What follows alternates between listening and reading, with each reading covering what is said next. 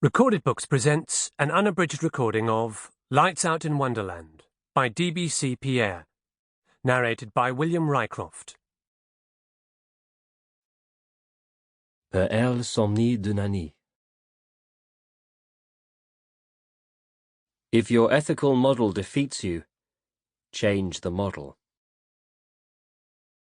When sewers burst, their mire to spew, our road to foul swells must succumb.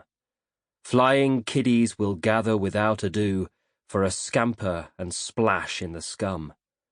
Now society cracks under similar laws, gushing wit, truth and reason like pea. Yet as her bog settles across our floors, neither scampers nor splashes you see. This want of passion disgraces our day. Therefore history implores me and you to attend.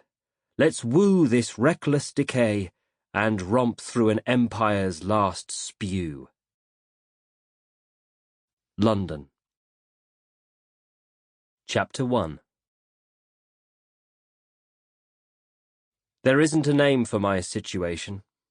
Firstly, because I decided to kill myself, and then because of this idea. I don't have to do it immediately. Whoosh! Through a little door, it's a limbo.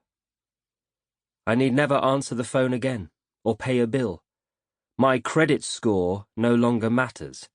Fears and compulsions don't matter. Socks don't matter. Because I'll be dead. And who am I to die? A microwave chef, a writer of pamphlets, a product of our time, a failed student, a faulty man, a bad poet, an activist in two minds, a drinker of chocolate milk, and when there's no chocolate, of strawberry and sometimes banana. In times geared to the survival of the fittest, not the fittest. Ah well, I've always avoided mirrors, but here, naked in a room with a sink and a mirror, I steal a glance. Whoosh! The weasel is gone. Suddenly, I'm a sphinx with choir-boy eyes as luminous and rude as a decadent old portrait in oils. Because nothing matters anymore.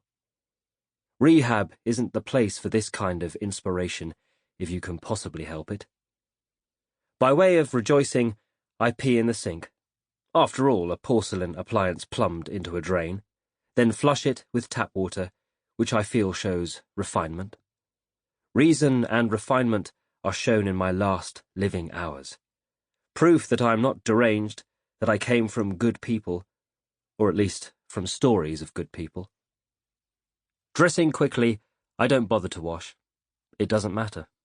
I only pause to stretch at the window and marvel. My depression's gone. Whoosh! Down a rabbit hole it went. Everything's whoosh. That's the rush of this limbo.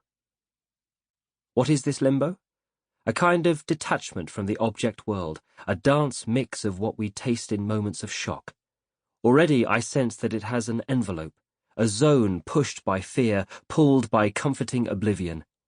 Science would call it dissociation. But in life we have a choice between the clinical and the romantic. And limbo is the romantic choice. In case you need arguments for choosing romance over science, remember this. Science still doesn't know why we sleep. Of course, it only works when the decision to die is final, which mine is.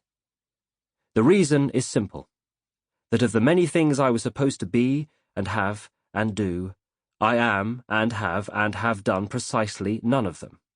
I stand in the thrashing wake of modern life, watching it speed away. It may sound pathetic, except for one thing. It isn't that I lack inner forces. I have inner forces, more than enough. But they never found expression. They're unexpressed forces, more pointless than no force at all. In the course of my writing, it might seem that I recommend this fatal path to you. Well, I do recommend it. Make up your own mind according to what you see, but in the meantime, I count you a sympathetic cohort. And I say this to you.